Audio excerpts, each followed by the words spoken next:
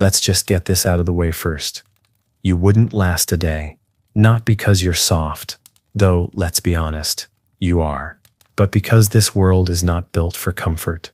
It's built for continuance, for scraping forward with cracked hands and half a stomach, and calling it success if no one died before dusk. Here, survival doesn't come with a score. It comes with a list of things you didn't lose. Your roof, your daughter, the good ox, and if you're lucky, your teeth. Before we begin, subscribe, but only if you really like what I do here. Comment where in the world are you listening from, and what time it is for you. Now, get comfortable, take a deep breath, and let's begin. The day starts before the light.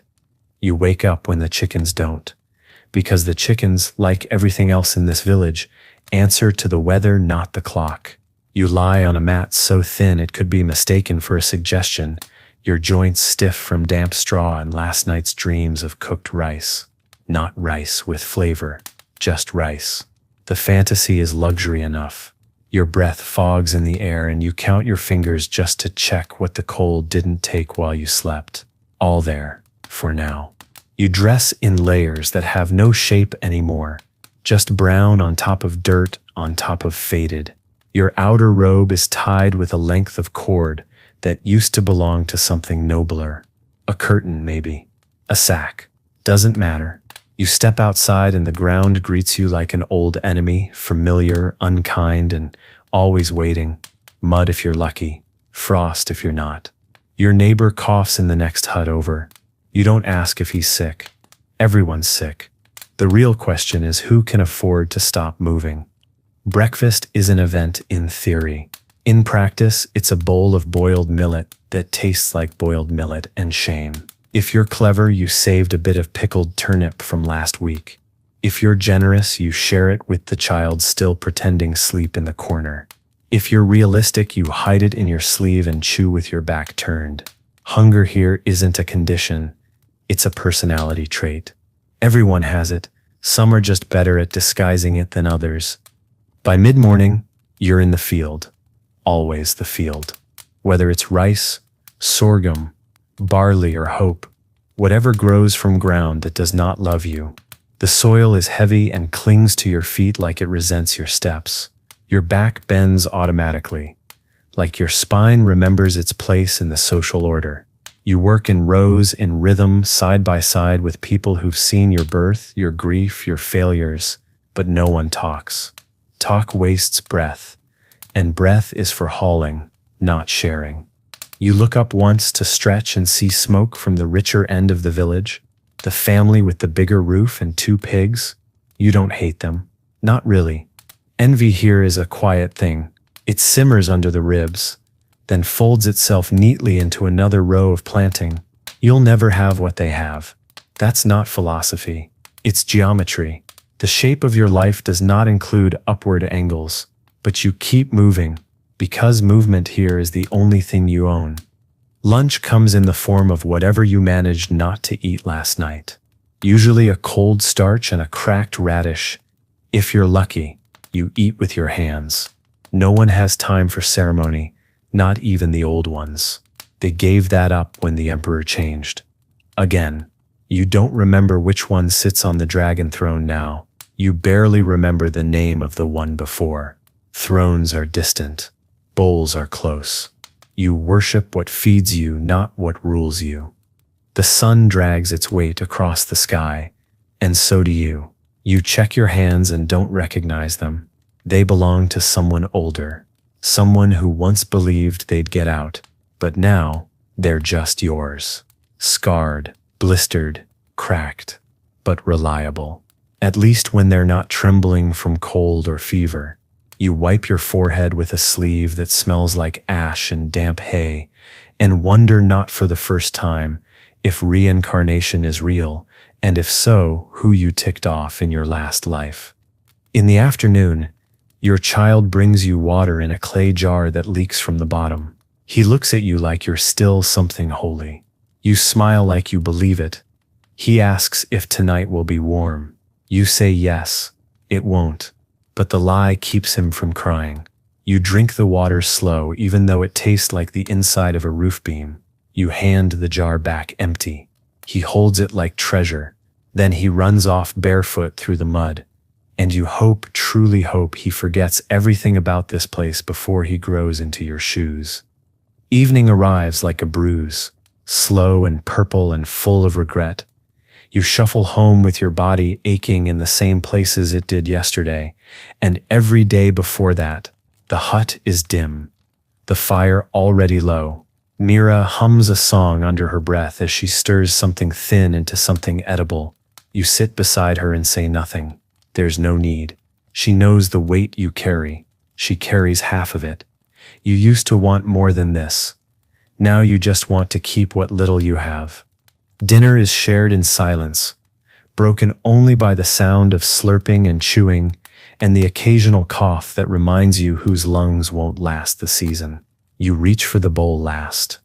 Not because you're humble, but because your body moves slower than it used to. You eat what's left.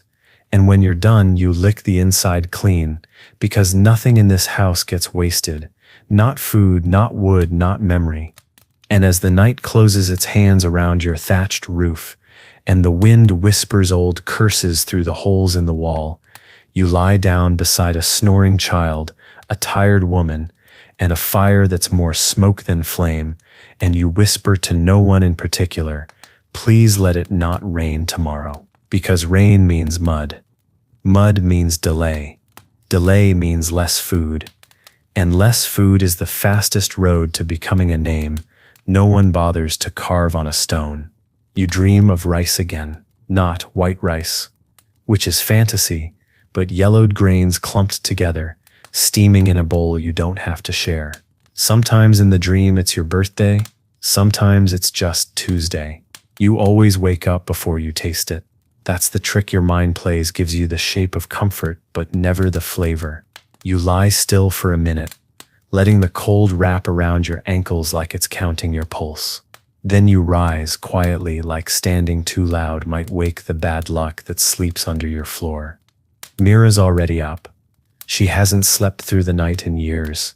Says her dreams are too noisy, full of dead family and boiling water. You don't ask what they say. Some stories are better left in the corners of your mind, right where the smoke stains curl on the walls. She hands you a bowl of warm water with 2 pickled beans at the bottom. The beans are supposed to bring good fortune.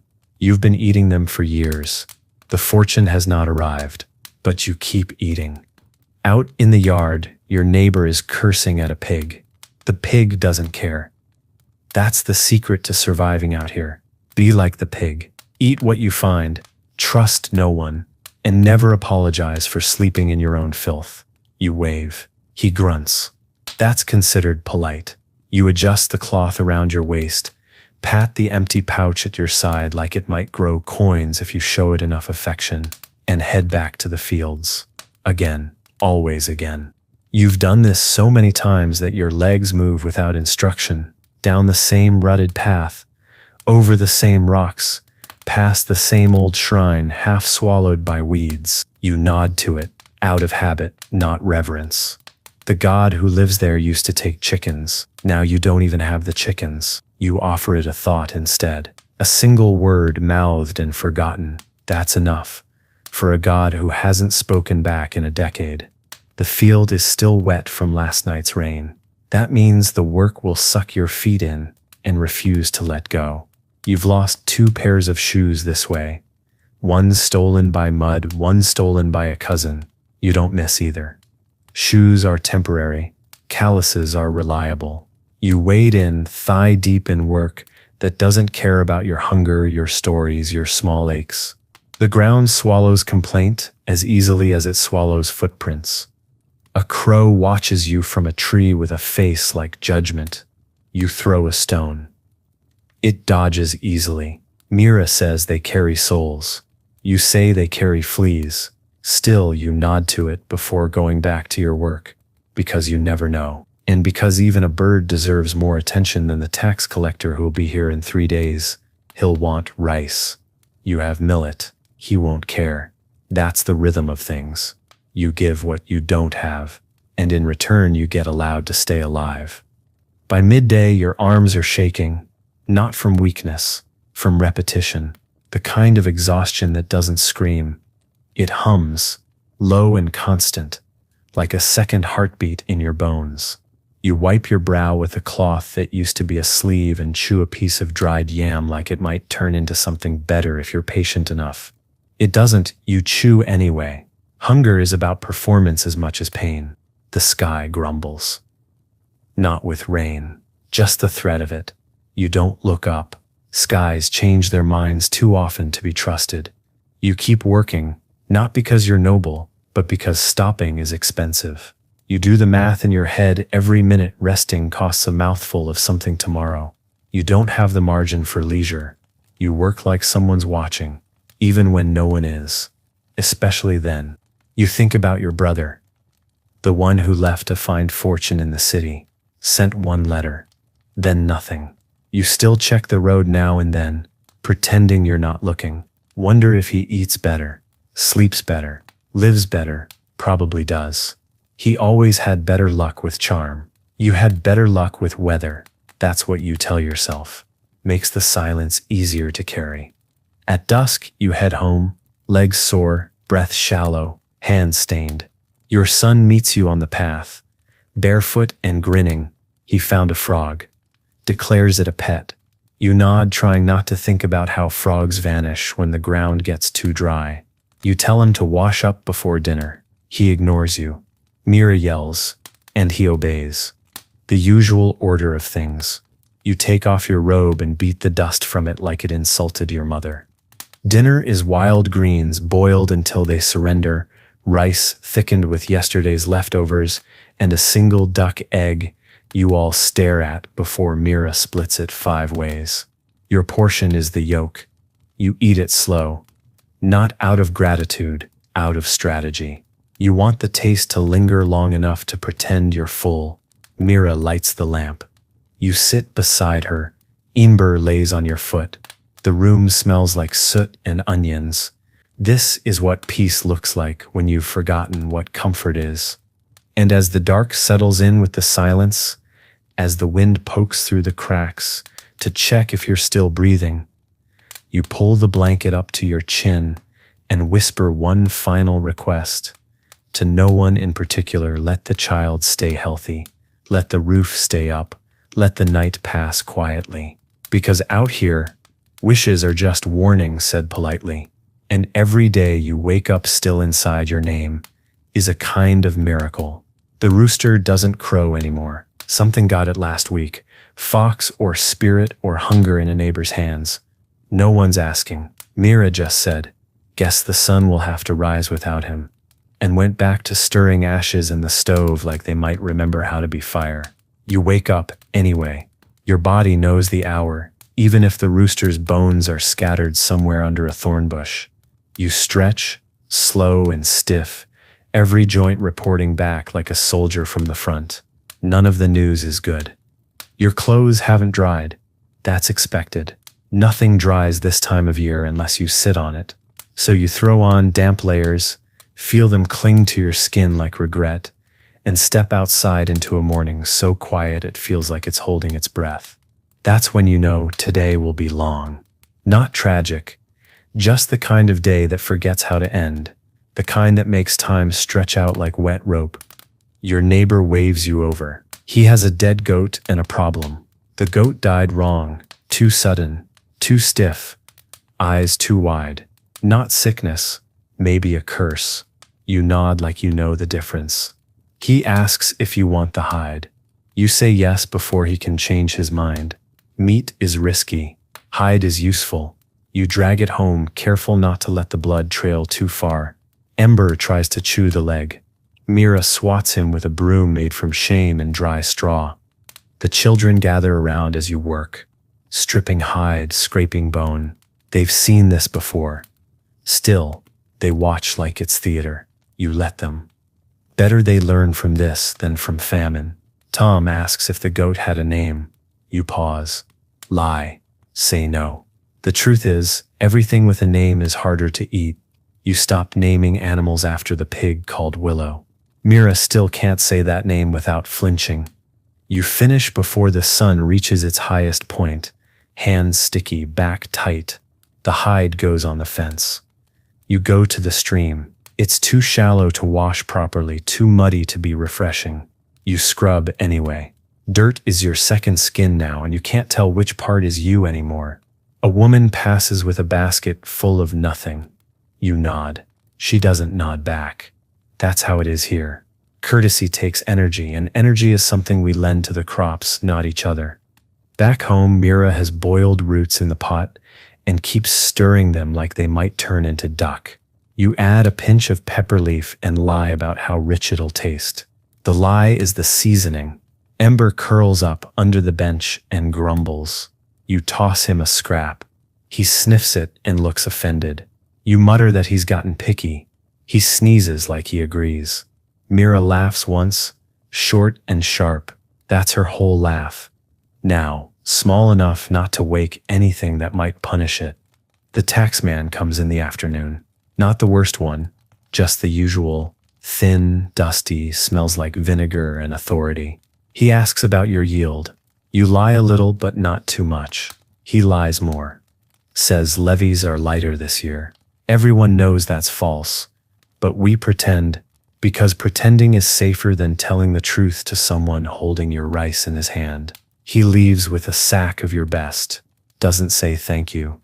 He's not here for grace. He's here for grain. After he's gone, Mira sits with her hands folded. That's when you know she's angry. Not yelling, not crying, just folded. You sit beside her and don't touch.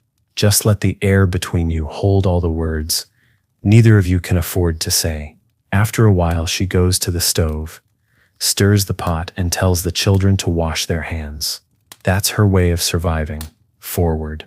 Always forward. You follow because backward only has ghosts in it. Evening brings another cough from the boy. Not the sharp kind. The wet kind. Mira checks his forehead. Doesn't say anything, but her jaw tightens. You look at your pouch. 2 coins. Not enough for herbs. Maybe enough for a prayer. But the priest is 3 villages away, and gods here prefer offerings they can chew. You sit with the boy. Tell him a story about the river that once ran sweet. He laughs. That's enough to convince you he'll wake up tomorrow. Dinner is silence broken by slurping and a brief fight over who gets the pepperroot chunk. Mara wins. No one argues. Afterward, you sit outside with the bowl in your lap, staring at the moon like it might blink. You whisper a few words you don't believe, just in case someone's listening. Ember rests his chin on your foot. You don't move. Movement would mean admitting the cold is finding its way in again. Later, when the fire has gone to embers and the hut creaks like it remembers winter, you lie down with one ear open to the dark. Mira breathes heavy beside you. The boy mumbles in his sleep. You wrap a hand around his ankle, not to keep him close, just to remember he's still warm. You close your eyes and count heartbeats. Yours, his, the fire's 3 steady things. And sometimes that's what survival is. Not comfort, not ease, just the counting of heat. And when the stars fade into gray and another day drags itself out of the damp dirt, you rise again, not because you want to, but because there's no one else to carry your name through the field. And if you fall, someone else will have to plant where you left off. That's not legacy, that's duty. And duty here is the only thing harder than hunger. The morning begins with ash, not fire. That's gone. Burned itself out sometime before the rooster that's no longer there would have crowed. You rake through the ashes anyway, hoping for a coal with enough life to save you the trouble of starting over. Mira hands you the tinderbox without looking. You know what she's thinking. So does she. But neither of you say it. Starting over is what people like you do, every day, every breath. Fire's no different. You step outside to stretch your back and feel the frost snap against your teeth. It's thin, but it's real. The kind of cold that doesn't kill you yet. It just makes you wish it would get on with it. You rub your hands together until they remember blood. Ember's already found the patch of sun near the fence. Dogs are smarter than men when it comes to survival. You envy him, tail and all. The boy is still coughing. Mira feeds him broth that tastes like boiled shadows. He doesn't complain. Children here learn early that silence is polite, especially when they're weak. You kneel beside him and tell him the story of the turtle who carried fire on his back. He asks if it's true. You say yes, not because it is, but because stories are stronger than medicine out here. Cheaper too. By mid-morning, you're fixing a fence with your cousin, who you don't like. You don't dislike him either. Feelings are for people with time. You hammer the same nail 6 times because the wood is old and rebellious. He talks about the neighbor who fell from a ladder last week and cracked his skull. Bad luck, he says. You nod. But both of you know it wasn't luck. It was exhaustion. But saying that out loud might invite it into your own bones. Lunch is a single steamed bun between 3 people. Mira slices it with such precision. It feels like a ritual. You take the middle piece, the smallest, not out of humility, just out of habit. Ember stares with the intensity of a monk. You give him the crust. Tom tries to steal it. Ember growls. Mira laughs. That laugh is worth more than the bun. You make a joke about opening a tea house. No one believes you, but everyone nods like it could be true. For a minute, the fantasy warms more than the food. In the afternoon, a peddler arrives. Cart full of wonders. Dried persimmon. Needles. A carved flute.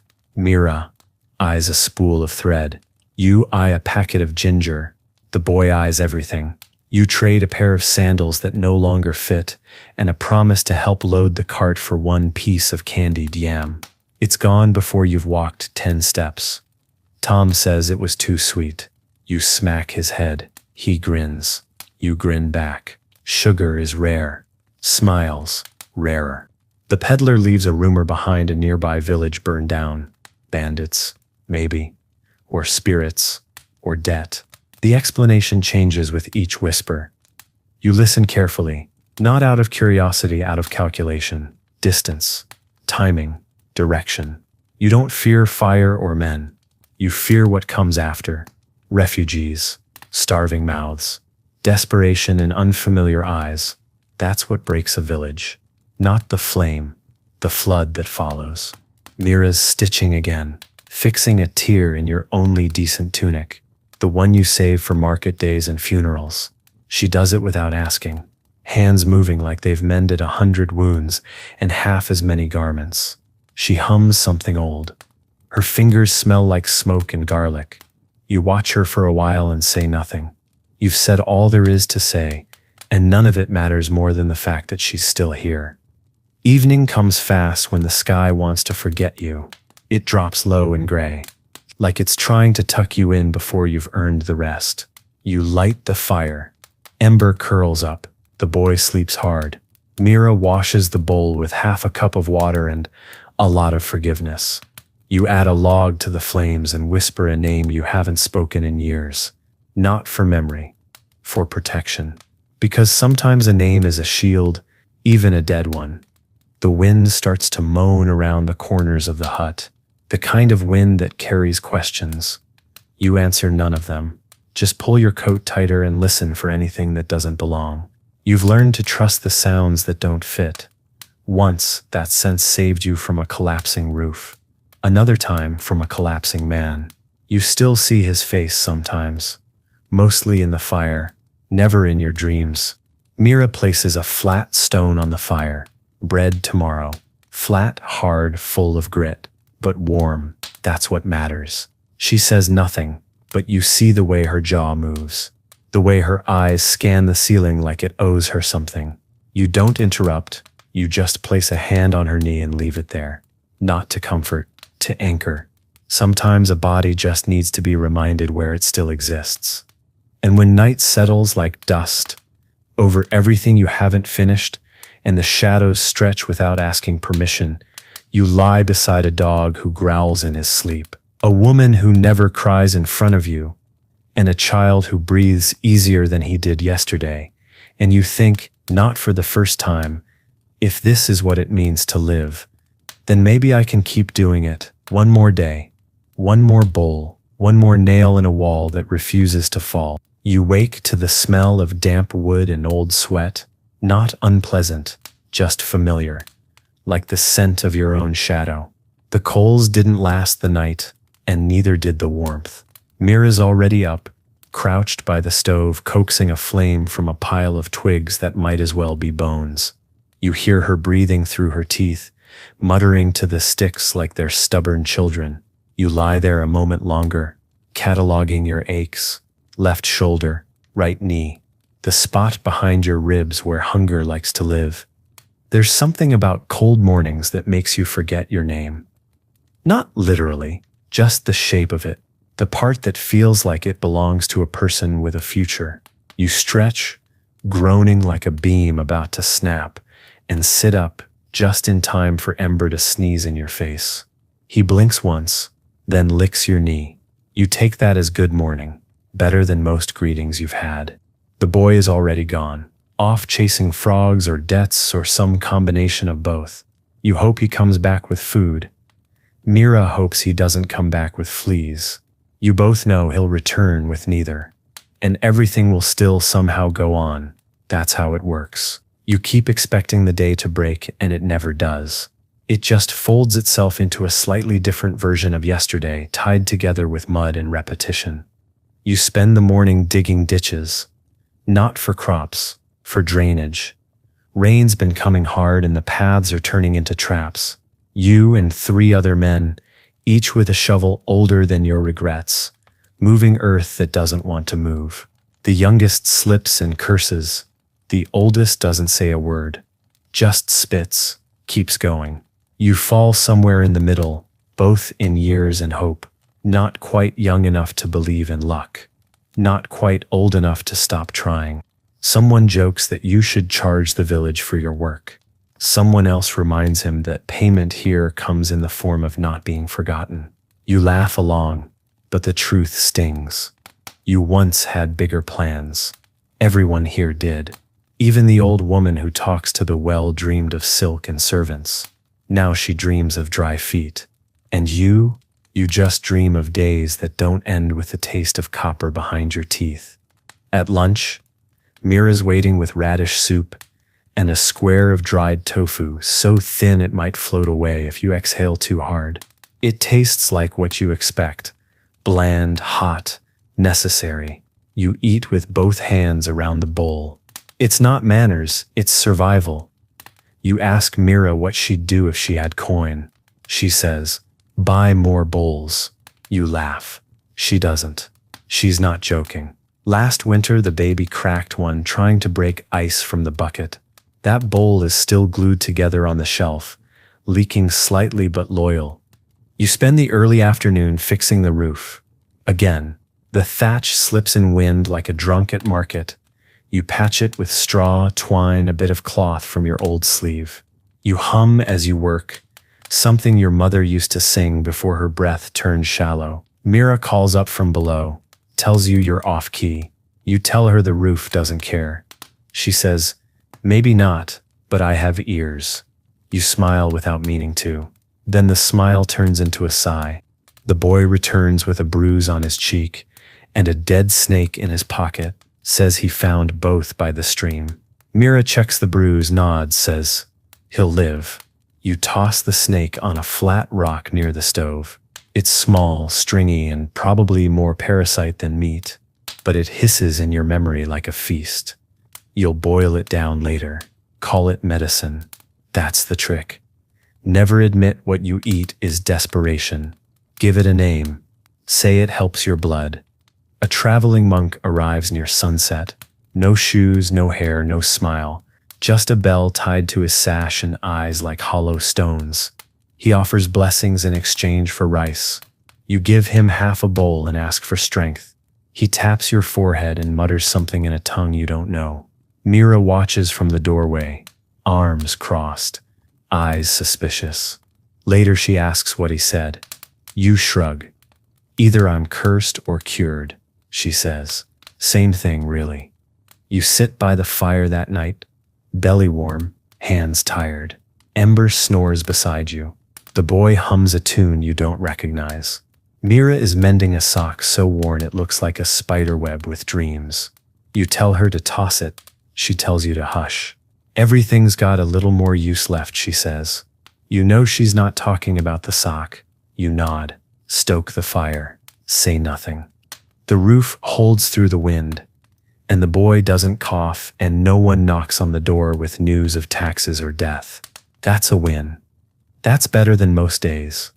You lie down with your hand on your chest and whisper, not to any god, just to the room. I can do this again. You don't say it loud. Don't want to tempt the frost that listens through the cracks. But you mean it. And as the last flame curls into itself and the world tilts softly towards sleep, you close your eyes with your knees drawn up and your hopes laid out like a game of stones on the floor, and think, if I can carry one more day, then maybe tomorrow can carry me back. The morning brings a red sky, which means trouble, though no one agrees on the kind. Could be wind, could be rain, could be spirits moving too fast through the hills. You step outside and taste the air like a man testing soup. Heavy, wet, tired. You squint at the horizon as if it might blink first. Mira comes up behind you and says, whatever it is, it's not waiting for permission. She's right. Trouble never knocks out here. It just walks in and sits at your table. Today is a temple day, not by calendar, but by desperation. The cough's gotten worse, and Mira's eye has started twitching when she thinks no one's looking. The boy sleeps more than he should, so you make the decision. The long walk to the mountain shrine. Not for miracle, for momentum. You know it won't fix anything, but sometimes carrying your worries somewhere else makes it lighter for a little while. You take a pouch of rice, a coin with a hole through it, and a bundle of dried mugwort. The monk last week said spirits like mugwort. You don't believe him. You don't disbelieve him either. You just go. The path to the shrine is steep, carved into stone by feet that gave up long before yours. You count each step out loud, not to mark progress, but to keep your legs from forgetting how to climb. The numbers start to slur around 60. By 90, you're bargaining with your knees. The shrine is small, half-rotted, overgrown, occupied by a chicken and 3 ghosts. You greet the chicken, light incense, and sit cross-legged before a statue, so weathered it might be a man or a mountain. You place your offerings neatly, not reverently, just with care. Care is a form of faith too. You close your eyes, lower your head, and whisper everything you're afraid to say in your own home. You don't ask for more. You ask for enough. Enough breath, enough broth, enough silence to sleep without flinching. It starts to rain halfway down the path. Not politely. The kind of rain that forgets your name, your dignity, your spine. You slip twice, curse once, and laugh once. Not because it's funny, but because your mouth needed something to do. By the time you get home, you're soaked, shivering, and one sandal lighter. Mira hands you a towel like she expected. This outcome. You dry off beside the stove, muttering about weather and gods, and stares. No one listens. Ember sneezes in agreement. The boy's fever broke while you were gone. Mira says it, with the voice of someone who doesn't believe in luck, but still thanks. It just in case. You kneel beside him and press your hand to his cheek. Warm, not boiling. You exhale like you'd been holding your breath for 4 days. He opens one eye and mumbles something about porridge. You promise it's coming. It isn't, but it will be. You'll make it be. Dinner is wild greens again. Mira found a few roots near the path. You crush some mugwort into the broth for taste and symbolism. You eat slow. Not because it's hot, because it's quiet.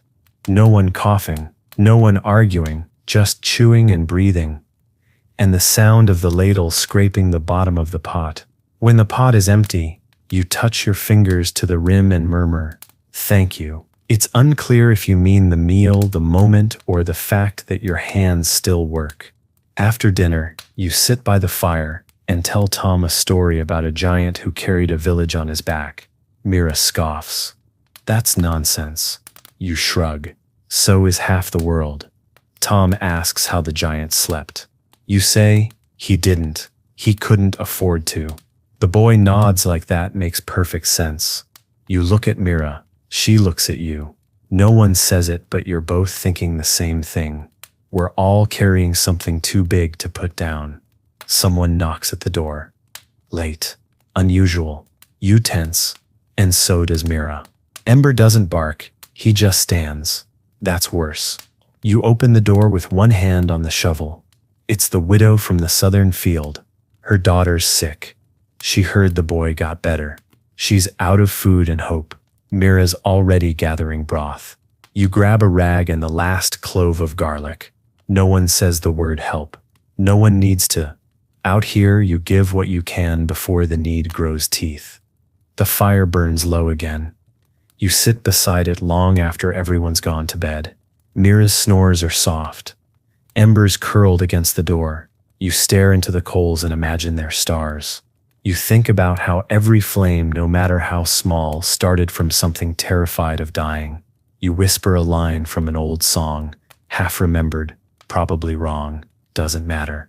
It's not for them. It's for the part of you that still hopes your voice means something. You lie down on the mat with your knees to your chest, one arm draped across your ribs like armor. The rain taps on the roof like fingers counting down. You press your eyes shut and think of the chicken at the shrine. You hope it's dry. You hope the ghosts leave it alone. You hope for once, hope is enough. And as the dark folds over you, like an old blanket, and your body sinks into a rest you didn't earn but desperately needed, you let out one long breath into the quiet and think, this was a hard day, and I am still here. That's worth something. The sun crawls in sideways like it's ashamed to show its face. You open your eyes before it touches you, already halfway to sitting because your body wakes itself now. The aches no longer surprise you. They're more like old acquaintances you share a bed with. Uninvited, persistent, familiar. You swing your legs over the edge of the mat and pause. Not because you're tired, because you're alive. And some mornings that feels worth marking. Mira's by the stove again. She's been waking before you lately. You pretend not to notice. She likes to win, even if the prize is just starting the fire without help. You grunt a greeting. She grunts back. That's affection in your language. She's crushing dried greens into a pot with leftover rice water and something that might be mushroom. You don't ask. She doesn't lie. This is how meals are made now, quietly, with whatever the earth didn't manage to hide. You hear Tom outside talking to the chickens you don't have. His imagination's loud. Mira says it's a sign of a soft head. You think it's a sign of a surviving one. The boy needs things that aren't here. Sometimes that's how people live, by pretending their world is bigger than it is. You once did the same. Only difference is you did it with maps and ambition. He does it with pretend poultry. Honestly, his version seems healthier. You have a splinter in your foot. Been there for 3 days. You limp on it now, which is almost the same as healing. Mira offers to dig it out with the point of her sewing needle. You decline with great ceremony and exaggerated fear. She rolls her eyes, but you catch her smiling. Small victories. If you can still joke about pain, it hasn't won yet. You put on your sandals, ignoring the tear in the side, and step into the morning like a man who doesn't owe it anything. Today is laundry day, which means hauling water, beating cloth against stones, and pretending you don't see the bloodstains that won't come out. You, Mira, 2 neighbors, and the widow from the southern field. No one talks about the illnesses. No one talks about the fevers. You just wash, wring, fold.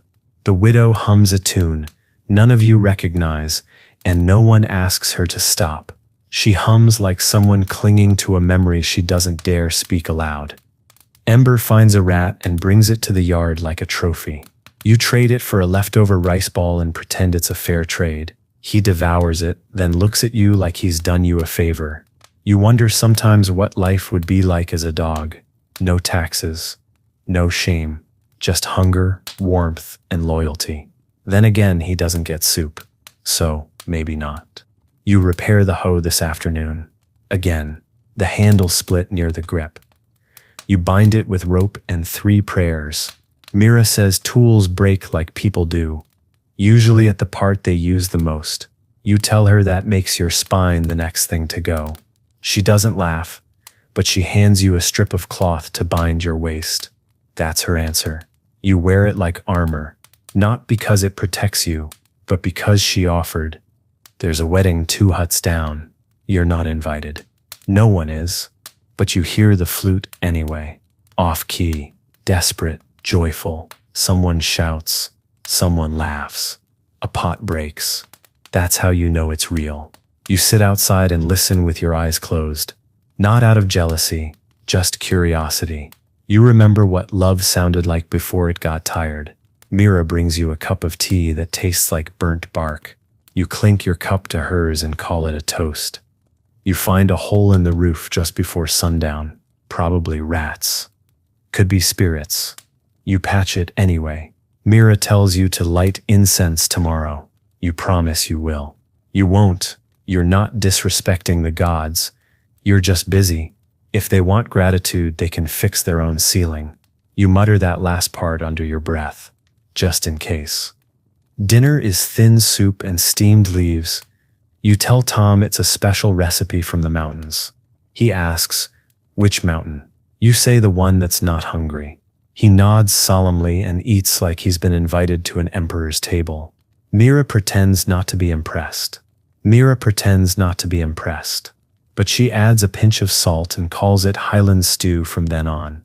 Names matter, even when they're lies. You sharpen your knife by the fire slowly, rhythmically, like it's the only thing in the world that listens. Mira hums again. The boy draws shapes in the dirt. Ember dreams about something that makes his legs twitch. You look at them, all of them, and feel something too soft to name. Not joy, not peace, just a small warmth that doesn't come from the fire. A kind of presence, like you exist on purpose. And as the night settles down and the cold leans against the door like an old friend who always overstays his welcome, you pull your blanket up, stretch your tired feet toward the coals and think, this life is not kind, but sometimes it lets me keep what matters. And for now, that's enough. The wind woke you before the light did, not because it was loud, it wasn't, but because it felt intentional, like it had a reason for being here. You lay still and let it creep through the cracks in the wall, brush across your chest like a hand made of cold dust. Mira was already gone. You heard the quiet splash of water from outside, the sharp exhale she makes when her knees hit the edge of the basin. She doesn't complain anymore. Not out loud. Not even to herself. That's how you know it hurts. You sit up and rub your neck and your fingers come away dry and cracked. You'll need oil. You won't get any. The boy is snoring softly beside the dog, both of them tangled in a pile of blankets that smell like smoke and last season. You think about letting them sleep longer, but sleep is a tax paid in lost time, and you're already behind. You whistle low. Ember perks up. The boy groans. The day begins the same way it always does, with resistance and surrender. The well is frozen, not solid, but enough to make drawing water a ceremony. You chip at it with the handle of a broken ladle, then lower the bucket like it's a prayer. The rope creaks. The pulley squeals. You speak to neither. You don't have to. They've heard you curse enough times to know your cadence. When the bucket comes up, it's only half full. You nod. Could be worse. Could be empty. Breakfast is a handful of dried rice. Mira soaked overnight. Soft enough to chew. Hard enough to remember. The boy chews slowly. Eyes fixed on something far away. Probably another story he's writing in his head. You envy him that. The ability to look at a bowl of nothing and taste adventure. You used to do that with Sky. Now you just eat. Mira hands you a sliver of preserved vegetable. You break it in half and give her the bigger piece. She doesn't say thank you, she just eats it. That's love here. Not words, proportions. Work today is hauling clay. Someone's trying to build a new kiln and bribed the village men with talk of fired pots and fewer cracked bowls. You know better, but you go. Because lifting heavy things is cheaper than refusing. The clay is wet and eager to stick. Your back immediately regrets the decision. You and 5 others haul load after load from the riverbank, grunting like oxen sweating in a wind that doesn't care how much effort you're wasting. You remember a story your father once told about a man who carried bricks every day for 30 years and then one day built a house without realizing it. You wonder if the house ever kept the rain out. You wonder if the man was buried in the bricks he carried. You wonder why the story never had an ending. Maybe because most stories don't. They just stop when people stop telling them. Lunch is a bite of millet cake so dry. It sounds like sand when you chew. You drink from a shared jug. Mira packed a bit of scallion for you. You eat it last, like a reward. The others sit in a circle, talking about the weather like it's politics. You listen, not because the forecast matters, but because hearing someone else pretend we have control over the future is comforting. You nod at the right times. That's enough to be included. In the afternoon, someone starts singing. Not well, not even on purpose. Just half a line of something his mother used to sing while weaving. It floats out over the clay, the dust, the dull thuds of tired hands. It doesn't last. Nothing does. But for a moment, the work feels like something else. Not sacred, exactly. Just human.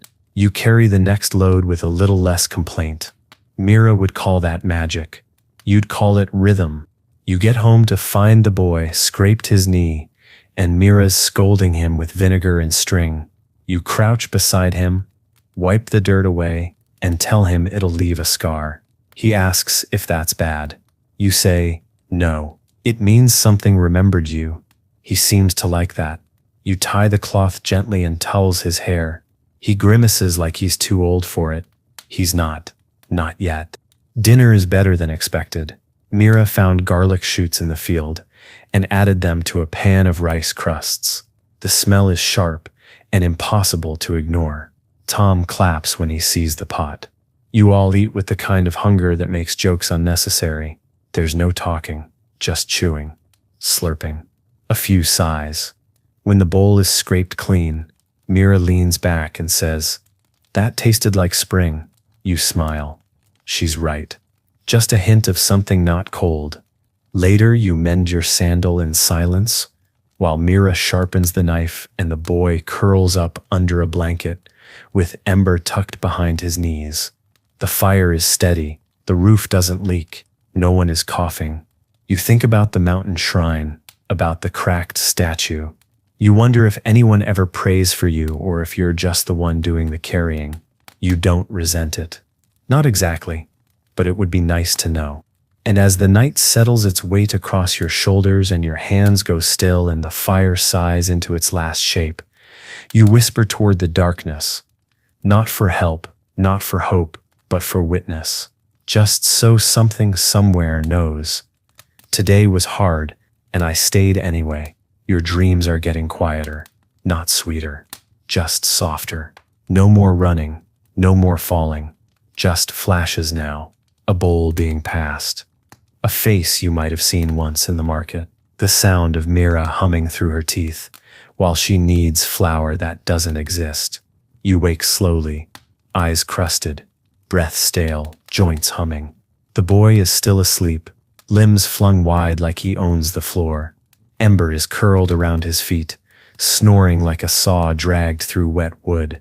You watch them for a second longer than usual, just to make sure the rhythm's still there. You get up and stretch, the kind that pulls at every thread inside you and asks, politely, if today is worth it. You answer with motion, always with motion. Mira hands you a piece of flatbread as you pass. It's yesterday's, maybe the day before. Still warm though. You nod in thanks. She says, "Don't eat it too fast." You bite it in half. chew, swallow. It tastes like ash and effort. You say, too late. She smirks. That's your morning blessing. The boy needs new shoes. You all know it. He's growing, and the soles of his current ones flap like they're trying to escape him. But new shoes cost more than silence. So for now, he patches them with rope and smiles like it's an adventure. You don't correct him.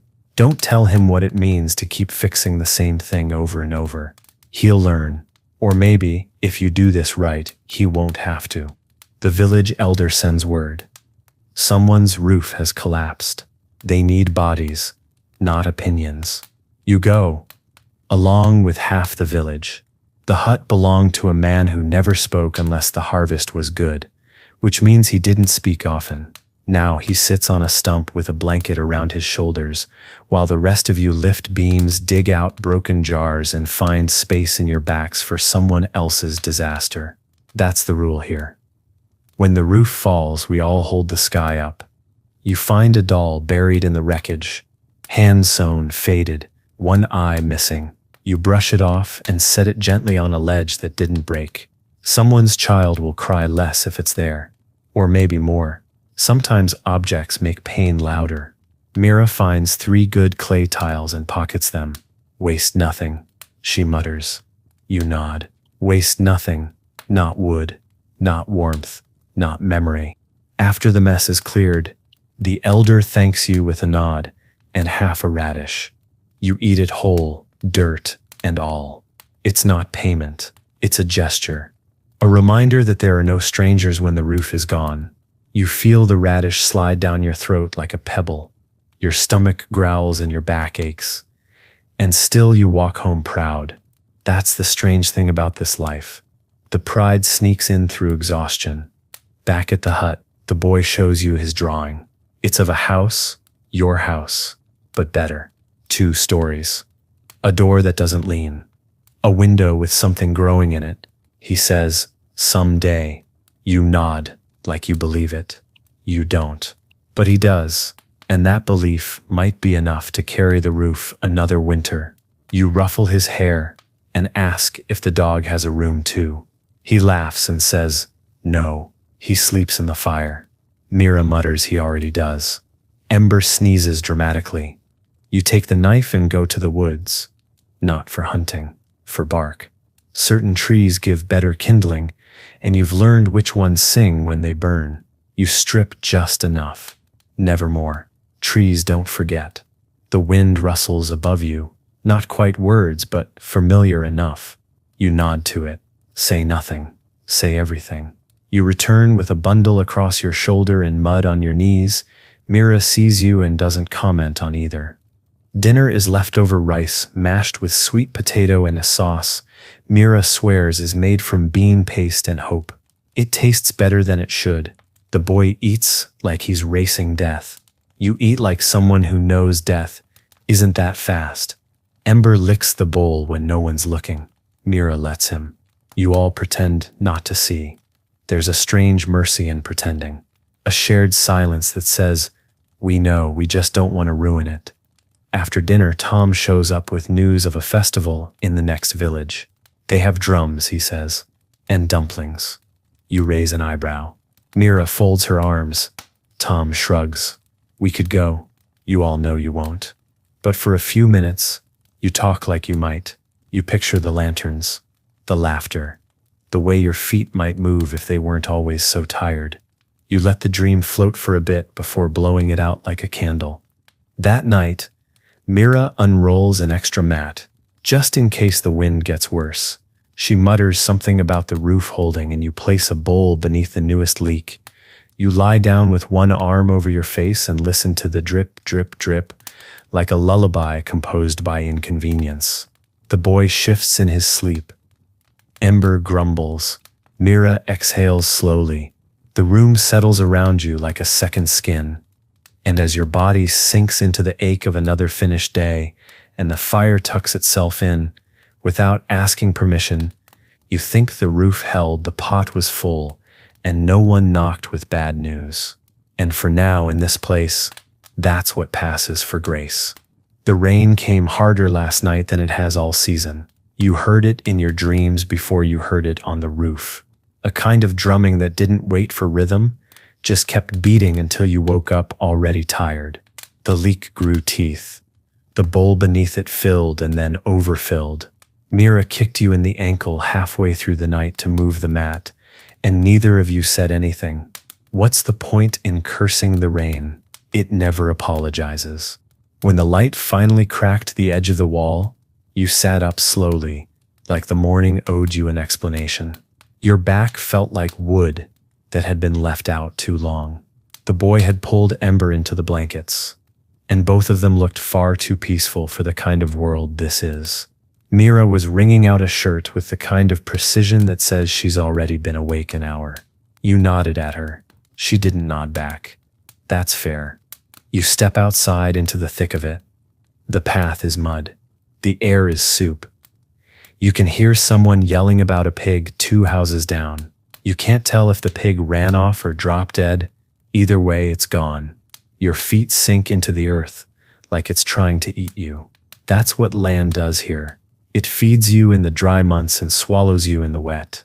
You mutter something rude at the sky and instantly regret it. The sky has a long memory. You haul water again, this time with both hands on the rope to stop the pulley from screaming. The bucket slips once, sloshes over your boots, and now you're wet in places that make you reconsider your life choices. Mira says, take the smaller pot next time. You say, I like a challenge. She says, then try making breakfast. You both smirk, because sarcasm is cheaper than wood and burns just as warm. The roof down at Old Wen's place collapsed. Again. You're called over to help. Again. This time you bring your own rope. You know better now. Every time a storm hits, the village turns into a map of failures. You patch up one nail at a time. Old Wen keeps muttering about spirits. You keep muttering about poor construction. You both hammer in silence, dripping wet, swearing under your breath in 2 different dialects. At midday, Mira sends you a bowl of rice gruel wrapped in cloth. It's still warm when you unwrap it. Not hot, not flavorful, but warm. And in this moment, that counts for something sacred. You sit under what's left of Old Wen's overhang, spooning it in slow like it might vanish if you move too fast. Tom walks by and says, that looks like heaven. You tell him, no, heaven would have scallions. He nods solemnly and moves on. Back home, Mira's already drying the clothes again. She's hung them under the ledge, balancing bamboo poles like a woman playing a very boring game.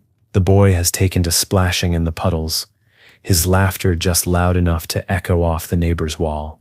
Mira doesn't stop him. You don't either. You're both waiting for the cough to come back. It hasn't yet. You knock twice on the doorframe, just in case. The road's washed out, and the messenger hasn't come. No news today. No tax notices.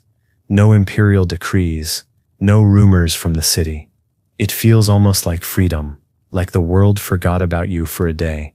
You sit on the stool near the doorway, knife in hand, peeling nothing in particular, just running the blade against an old piece of wood. Mira says you look like you're sharpening a thought. You tell her it's not ready yet. Dinner is eggplant and wild onion, both salvaged from the edge of a field you're technically not supposed to pick from. Mira cooked them with a bit of vinegar and something she won't name. You suspect it's the last of the preserved ginger. You eat it slow, savoring every bite, even as your tongue stings a little. The boy calls it the spicy dinner. You call it the miracle. Mira calls it all we've got. Everyone's right. You patch the wall after dinner. The rain's still falling, softer now but steady. You plug the hole with cloth and hope. Ember curls at your feet. The boy draws pictures in the ash by the fire. Mira hums a song with no tune. You don't speak. There's nothing to say. Just this moment. And the small fact that everything is still standing. You lie down with your hands behind your head and your eyes fixed on the one part of the ceiling that doesn't leak. You don't pray. Not really. Just whisper a sentence into the dark. Something like a truce. Something like keep me here one more day. Mira shifts beside you. The boy mumbles in his sleep. Ember huffs once and goes still. And as the rain tickles the edge of your roof and the fire dies with dignity, you breathe in the scent of wet earth and old smoke and think, this isn't the life I wanted, but it's the one I know how to carry. And you fall asleep before the doubt can answer back. The rain finally stopped, but it didn't leave quietly. It took half the road with it, a portion of the hillside behind the temple, and what was left of the fence that never really worked anyway. You step out into the morning with your shoulders hunched like the sky's still watching. The mud is everywhere, thick, rich, and smug. You can already feel it tug at your boots like it wants them more than you do. You sigh and get to work, because there's nothing else to do. Mira's already gathering stones for the path, muttering about broken things as if they're people she's known too long. The boy is still asleep, limbs flung out like a starfish that lost its way. You leave him be. Sleep is the only time he doesn't ask questions you can't answer. Ember limps a little this morning, probably from chasing rats under a wet wall. You check his paw, wipe off the mud, and whisper, that's what you get for trying to be useful. You spend the morning hauling branches from the tree line, ones knocked down by the storm. Some are dry enough to burn, most aren't. But you can't afford to be picky. Mira sets them by the fire to bake the damp out of them, one stick at a time. The hut smells like smoke and wet bark, and someone trying very hard not to fall apart. The smell of effort. You've gotten used to it. Tom shows up with news. The tax collector's cart tipped in the mud yesterday, 2 miles outside the village. No injuries, just a broken axle and some bruised egos. You nod solemnly and pretend not to be delighted. Mira smiles without showing teeth. Tom laughs and says, we get 1 week more. You all know better, of course. Delay isn't mercy. It's just an extra day to worry with. There's a knock at the door around midday. Rare these days. It's the widow again, this time with a small bundle of herbs and a request. Her daughter's fever is back. Mira takes the bundle, sniffs it, and nods. She doesn't promise anything. She never does. You walk them part of the way home, not for safety, just for silence. Sometimes people need to know someone is nearby without being told what to feel. The widow doesn't cry. She just walks like someone trying not to fall apart in front of witnesses. You get back and find the boy trying to fix the leak above the hearth with a spoon. It's a terrible plan, but you let him do it for a few minutes anyway. Mira eventually shoos him off, replaces the spoon with cloth and ash paste, and mutters something about men and their useless cleverness. You pretend to take offense. She pretends to mean it. The boy sits beside the fire and carves a stick with a dull knife. You realize he's humming that same wordless tune. Mira sometimes sings. You don't say anything. Just let it echo. Dinner is thin porridge with pickled greens and 1 whole egg, cracked into the middle like it wandered in by accident. Mira split it into 3 bowls with surgical precision. The yolk floated in yours. You tried not to smile like a fool, but Mira caught you anyway and raised 1 eyebrow like she'd just handed you a kingdom. You whispered. It's too much, she said. So is life. Eat it before it changes its mind. You step outside after the meal, just to stretch, and find the air full of frogs. Their voices rise from every puddle like a choir that never rehearses. Ember wades through the mud, like he owns it, barking at the loudest ones, then running back to you like he expects applause. You lean against the doorframe and watch the mist slink over the hills. It doesn't feel threatening tonight, just tired. Like everything else. The boy brings you a drawing he made on old rice paper. It's your hut, only rounder, cleaner, with smoke rising from the chimney in a perfectly behaved swirl. You ask what the circle on top is. He says, that's where the rain goes in. You laugh harder than you mean to. Mira shakes her head but doesn't hide her smile. You pat the boy's head and tell him he's hired as the architect when you rebuild the world. Later you sit by the fire with a piece of bark in your hand, carving nothing in particular. Mira threads a patch onto your sleeve. The boy is asleep again, Ember curled around his legs like armor that snores. You ask Mira what she'd do if you ever had enough money. She says, buy time. You say, that's expensive. She shrugs. So is dying slow. Then she yawns and ties off the last stitch. The roof creaks. The fire pops. The night breathes in and out like it forgot how to be still. You lie down and close your eyes, one arm across your chest, one leg crooked to ease the ache in your hip. Mira settles beside you, not touching, just close enough. You hear the boy whisper something in his sleep. You don't catch the words. Doesn't matter. You caught the tone. Hope dressed as nonsense. And as the dark rolls in with its usual demands, and the frogs sing like they've never lost anything, you whisper to yourself, we're all still here. And somehow, despite the mud, despite the wind, despite the quiet unraveling of everything you thought would hold, that's enough. You wake to warmth. Not fire, sunlight. Honest, rare, bone-deep sunlight slicing through the cracks in the wall like it's trying to apologize for all the days it hid. You don't move at first. Just lie there and let it soak into the side of your face. Eyes half open, one arm curled beneath your ribs. Mira's breathing is slow and even, Ember's twitching in his sleep, probably chasing chickens that don't exist. You almost don't want to get up. That's how you know you have to. You stretch slowly, like peeling yourself out of yesterday, and rise into a room that for once doesn't smell like wet cloth and leftover firewood. Mira stirs. You hand her the tin cup and nod toward the door. She nods back. That's your version of morning conversation. The boy is already outside, barefoot, crouched in the sunlight like a sprout trying to make a case for his existence. He waves. You wave back. You wonder when he started waking up before you. Outside, everything is brighter than it should be. The ground's still soft, but it's no longer hungry. The puddles have shrunk. The chickens down the path sound confused. Even the flies buzz like they're unsure if they're allowed. You take a long breath and hold it, just to see if the air tastes different. It does. Slightly less of mildew, slightly more of green. You want to bottle it and save it for next time. The clouds come back angry. Mira sets out laundry like it's a performance. One cloth at a time, stretched tight, pinned sharp. Her fingers move fast, deliberate, like each flick is defying something. You offer to help. She says no, but lets you stand there and hand her pins. The boy chases a frog through a dry patch of mud, slips, lands hard and pops back up laughing, like a prince immune to bruises. Mira winces, mutters something about knees, and you both pretend he'll be fine. He always is, until he isn't. You fix the door today. It's been leaning since the last windstorm and you've been ignoring it like it owes you rent. But now the sun's out and you have no excuses left.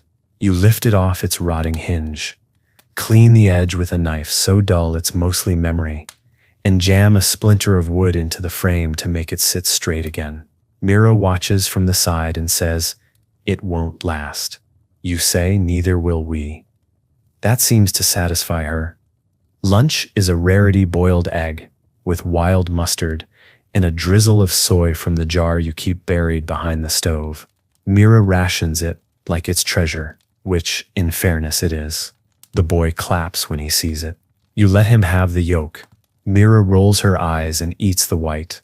You take the last bite and savor it like you're being paid to remember how good things can still be. For a minute, the table doesn't feel like punishment. It feels like place. After the meal, you sit outside and work on your sandals. Again, the straps are splitting. The sole's gone thin, but your hands are steady and the string is strong. Ember lies beside you, panting lazily, tail thumping every few minutes like he's remembering you're still here. The boy offers to help, hands you a stick of old glue and says, make it stronger than before. You nod. You wish that worked for people too. You visit the neighbor who lost his pig. Turns out it wandered into the river and drowned trying to drink. He's not angry, just quiet.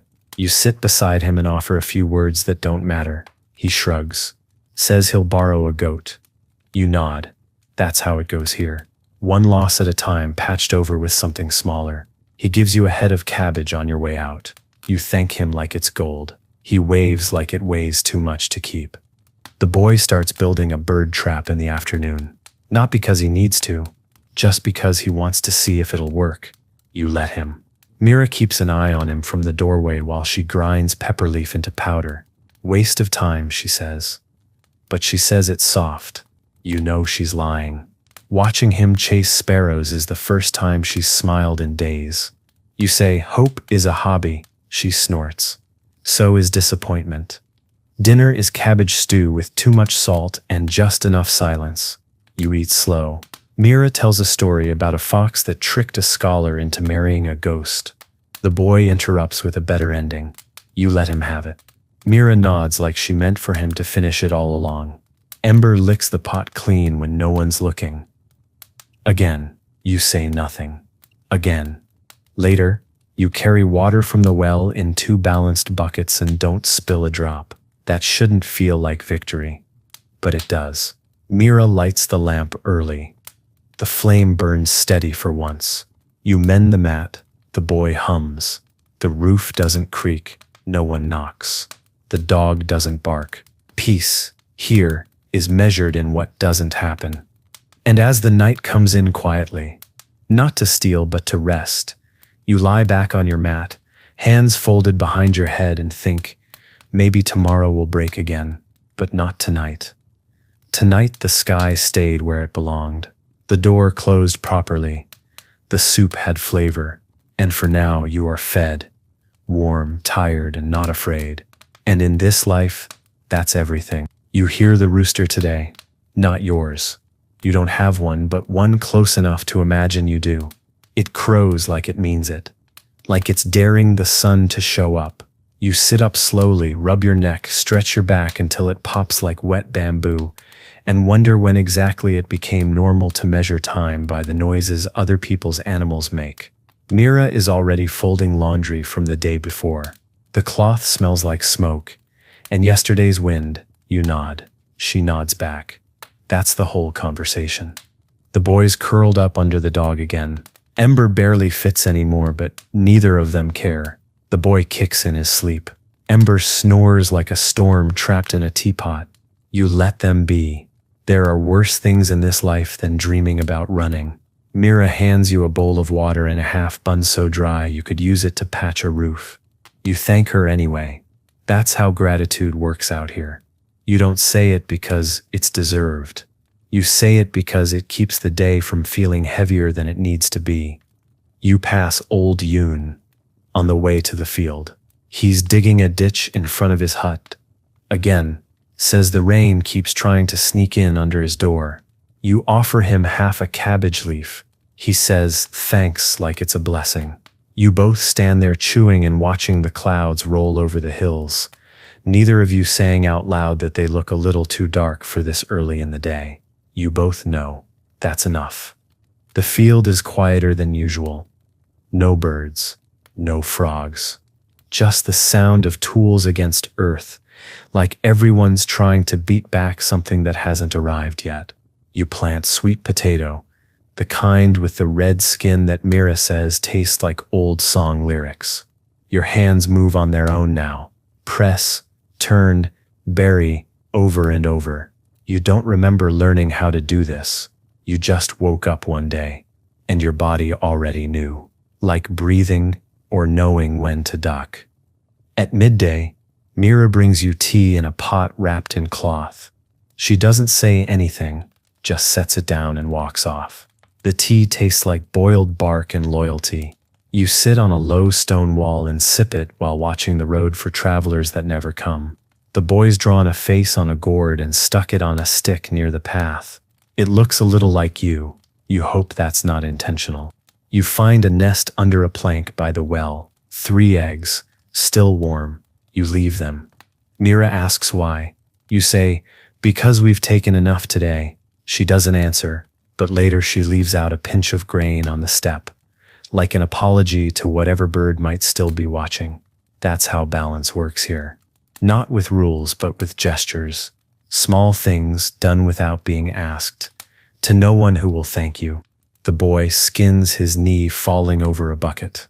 Again, you clean it with water and bind it with a cloth that used to be part of Mira's sleeve. He asks if it'll scar. You say probably. He asks if that's bad. You say no. It just means you lasted longer than whatever tried to hurt you. He nods solemnly like he's just been knighted. Mira watches from the side, pretending she's not listening. She's not great at pretending. Dinner is rice and radish. Again, Mira found a mushroom and cut it into such thin slices you thought it was paper at first. The boy called it fancy. Mira called it just enough. You all ate like it was the first meal in a week, even though it was the third today.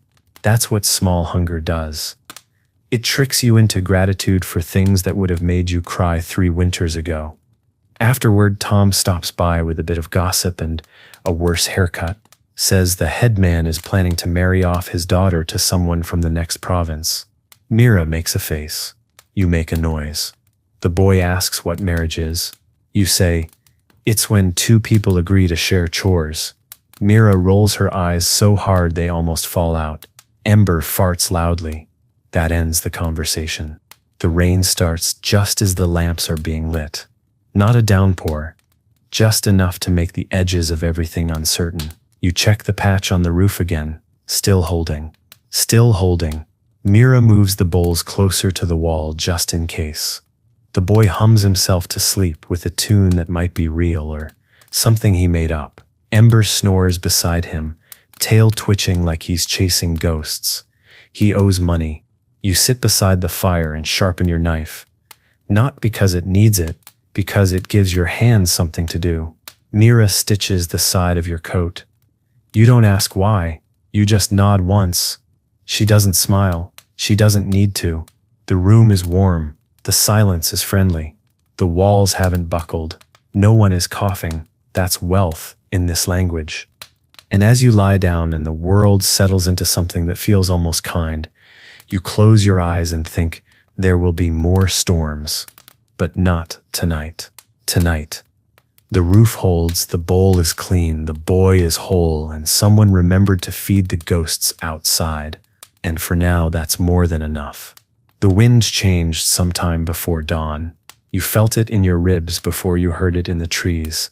Colder, sharper, full of intention. It's not a storm wind, not yet.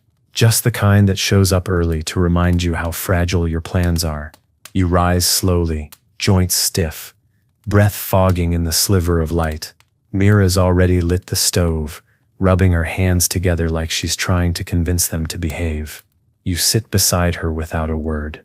She hands you tea. It tastes like sleep. Someone forgot to finish. The boy's blanket slipped halfway off in the night. You pull it back over him and tuck it under his chin. He doesn't wake, just sighs in that small, honest way children do when the world is still kind in their dreams. Ember stirs but doesn't move. His tail thumps once. That's his way of saying good morning. You nod to him. The ritual is complete. The wind carries dust today, not rain. Dust that gets in your teeth and whispers about faraway places you'll never see. You walk to the field with your scarf tied over your mouth, like a bandit in a story you're too tired to tell. Tom walks beside you, asking if you believe the emperor really has a robe made of gold. You say, if he does, I hope it keeps him warm. Tom laughs. You don't. The earth is harder today. Dry, unyielding. You dig anyway, because the ground doesn't care how you feel. It only understands persistence. Mira joins you later, basket in hand, steps silent but sure. You work side by side in the kind of silence that only happens between people who've argued too many times to bother doing it again. When she hands you a drink, you take it like a truth you forgot you asked for. A traveling storyteller passes through near noon, old man missing teeth, carrying a drum that looks more bone than wood. He gathers a few people by the well and spins a tale about a prince who turned into a carp to escape a war. The boy listens with wide eyes, chewing the same bite of rice for 10 whole minutes. Mira watches too, arms crossed, pretending not to enjoy it. You lean against the wall, half listening, half grateful. Even lies can warm a crowd. After he leaves, the boy asks if you were ever a prince. You say, "Only in bad dreams." Mira snorts. Ember barks at a leaf like it insulted his mother. You head back to the field with mud in your boots and a story in your chest that you'll never repeat. Not because it's sacred, just because it's too thin to survive another telling. Lunch is pickled greens and a ball of millet with a cracked walnut pressed into the side like a crown. The boy offers you half. You decline. He insists. Mira tells him not to be wasteful. You take it with a nod, not because you want it, because letting people give to you is a kind of generosity too. You chew slow, tasting salt and effort. The afternoon is spent weaving mats. Your fingers ache by the third one. Mira's already on her fifth. She doesn't gloat, just hums that old tune again. The one that sounds like it used to have words but forgot them out of spite. The boy makes a mat of his own. It's crooked, unraveling at the edges. He offers it to Ember, who promptly lies on it like it was made by the emperor himself. Mira laughs. That sound, that exact one. You'd trade 2 winters for it. Later, someone finds a dead fish in the ditch. Too small to eat, too big to ignore. The elder says it's a sign. You ask of what? He says, "Depends on whether you're hungry." Mira says it means the spirits are bored. You nod like you understand. The boy wants to bury it. You help him dig a hole, place it gently inside, cover it with a leaf. He says a few words. You don't correct him when he calls it a dragon. Dinner is quiet, just broth and a few slices of dried mushroom. Mira adds pepper. The boy slurps like it's a feast. You chew the broth with your eyes closed and imagine it has chicken in it. Ember licks the bottom of the pot when you're done. Mira pretends to scold him. The boy yawns mid-bite and drops his spoon. You carry him to the mat and cover him with the patched blanket. He murmurs something about the fish. You nod and say, "It's watching over us now." That night, the wind rises again. More confident this time, Mira checks the windows twice. Adds another log to the fire. You sit beside her, both of you watching the flames like they're telling a story neither of you can afford to interrupt. Ember growls once in his sleep. The wind growls back. Mira says, "We'll hold." You say, "Until we don't." She doesn't argue. And as the fire settles into itself, and the wind sighs through the roof like it's looking for cracks in your courage, you lie back, one hand on your chest, and whisper into the dark. Let the walls hold. Let the quiet last. Let the morning come easy. You don't expect an answer, but sometimes the asking is the only thing that keeps you breathing. The morning arrives like a thief, quiet, gray, and already inside before you notice. You wake to the sound of wind poking the walls, soft at first, then sharper, like it's trying to find weak spots in the wood. Mira's sitting by the stove, eyes half closed, rubbing warmth into her wrists with short, practiced motions. You join her without speaking. The tea is already steeped. The boy's still snoring, bundled like a dumpling left too long in the steam. Ember stretches, sneezes, and goes back to pretending he guards something important. You don't talk much while the water boils. The sound of the pot rattling is enough to fill the silence. Outside, something knocks loose. Probably a tile, maybe part of the awning, maybe a bird giving up. You tell Mira you'll check it later. She grunts in a way that means no, you won't. You drink your tea and tell yourself it tastes good. It doesn't, but it's hot. That's enough. There's still no word from the next village. No travelers, no messengers, no gossip worth trading. The last thing you heard was that someone over there got married and someone else died, but no one's sure which names belong to which event. Life out here folds people into the dirt so quietly it's hard to tell the difference. Mira says we should go next week if the road clears. You say we'll see, which means no. She knows that. You head out to mend the fence by the southern edge. Tom helps for a while before pretending he's needed somewhere else. You let him go. The wind bites through your coat, finds the hole in your sleeve, and settles there like it's paying rent. You work anyway, hammering the loose boards, tying fresh twine, kicking the base until it stops leaning like an old man about to confess something. When it finally holds, you stare at it like a dog that finally sat when told. On your way back, you find a ribbon caught in a bush.